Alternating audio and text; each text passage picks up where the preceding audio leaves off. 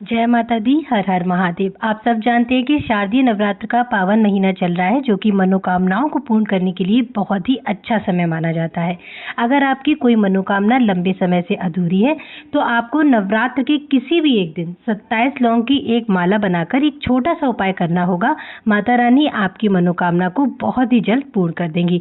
तो बिना देरी हुए आगे बढ़ते हैं और जानते हैं कि आपको ये 27 लौंग की माला वाला उपाय कैसे करना है। लेकिन उससे पहले बता दें कि आज के वीडियो में हम नवरात्र के दौरान किए जाने वाले 4 बहुत ही इफेक्टिव उपाय की बात करेंगे। तो आगे बढ़ते हैं और बात करते हैं अपने पहले उपाय की। इस उपाय को करने के लिए आपको लेनी है लौंग। कितनी लौंग लेनी है? आपकी जितनी उम्र है आपको उतनी ही लौंग लेनी है। मान लीजिए आपकी उम्र अगर 20 वर्ष है तो आपको 20 लौंग लेनी है। अगर आपकी उम्र 35 वर्ष है तो आपको 35 लौंग लेनी है।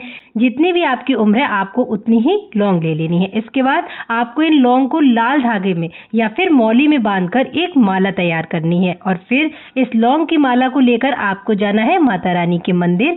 आप सुबह या शाम किसी भी टाइम पर इस माला को लेकर माता रानी के मंदिर जा सकते हैं और मंदिर पहुंचकर सबसे पहले आपको माता के मंदिर में एक दीप लगाना है और फिर आप जो लौंग की माला बनाकर लेकर गए हो उसको अपनी मनोकामना बोलते हुए माता रानी को समर्पित कर देना है। इस उपाय को आप नवरात्र के 9 दिनों में से किसी भी एक दिन कर सकते हैं। जो भी व्यक्ति इस उपाय को करता है माता रानी अगले नवरात्र आने से पहले ही उसकी मनोकामना को पूर्ण कर देती हैं। आगे बढ़ते हैं और बात करते हैं अपने दूसरे उपाय की। लेकिन उससे पहले जो लोग इस चैनल पर पहली बार आए हैं और मेरी आवाज को पहली बार सुन रहे हैं, वीडियो को लाइक जरूर करिएगा, चैनल को सब्सक्राइब करिएगा और कमेंट में जय माता दी जरूर लिखिएगा। चलिए आगे बढ़ते हैं और बात करते हैं अपने दूसरे उपाय की।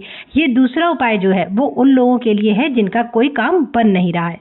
वो घर से किसी काम के लिए निकलते हैं पर उनका काम बनता नहीं है, तो उन लोगों को ये उपाय जरूर करना है।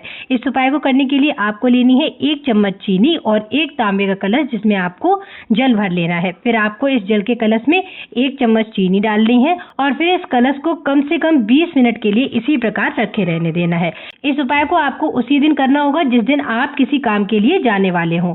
उस इम्पोर्टेंट काम पर जाने से पहले आपको भगवान शिव के मंदिर इस चीनी वाले जल के कलश को लेकर जाना होगा और फिर उत्तर दिशा की ओर फेस करके शिवलिंग के पास बैठ जाना है और फिर आपको इस चीनी वाले जल को शिवलिंग पर रामेश्वरम महादेव का स्मरण करते हुए समर्पित कर देना है और फिर अपनी मनोकामना भी बोलनी है।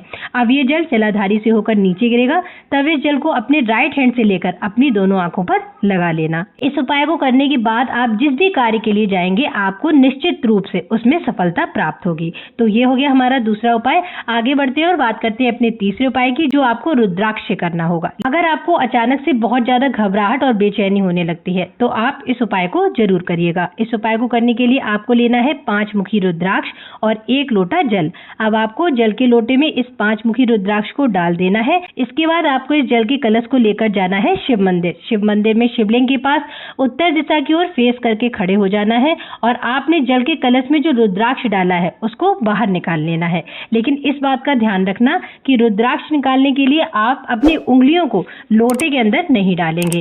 आप रुद्राक्ष को किसी चम्मच या फिर आचमनी की सहायता से बाहर निकालेंगे। इसके बाद आपको इस जल को सोमेश्वर महादेव का स्मरण करते हुए शिवलिंग पर समर्पित कर देना है। अब ये जल जलाधारी से होकर नीचे गिरेगा, तब इस जल को अपने राइट हैंड से लेकर उससे आचमन कर लेना है।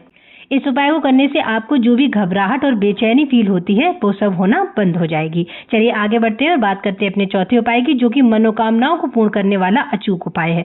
इस उपाय को करने के लिए आपको लेना है लाल चंदन, 1 बेलपत्र जो कहीं से कटी फटी ना हो। अब आपने जो बेलपत्र ली है उसकी बड़ी वाली पत्ती पर आपको लाल चंदन से ओम लिखना है और बेलपत्र की जो 2 छोटी पत्तियां हैं उन पर आपको लाल चंदन से 1-1 बिंदी लगा देनी है। फिर आपको इस बेलपत्र को लेकर शिव मंदिर जाना है और शिवलिंग के पास उत्तर दिशा की ओर फेस करके बैठ जाना है। अब आपको इस बेलपत्र को माता अशोक सुंदरी वाले स्थान पर समर्पित करना है और फिर 1 लोटा जल अपनी मनोकामना बोलते हुए भगवान शिव पर समर्पित कर देना है। अब ये जल जलाधारी और ओम वाली बेलपत्र से होकर नीचे गिरेगा, तब इस जल को अपने राइट हैंड से लेना और अपनी दोनों आंखों पर लगा लेना। इस उपाय को करने से आपकी जो भी मनोकामना है बहुत ही जल्दी पूरी हो जाएगी। तो आज की वीडियो में इतना ही। अगर आपको वीडियो में बताए गए उपाय अच्छे लगे हो तो चैनल को सब्सक्राइब जरूर करिएगा, वीडियो को लाइक करिएगा और कमेंट में जय माता दी जरूर लिखिएगा। हर हर महादेव।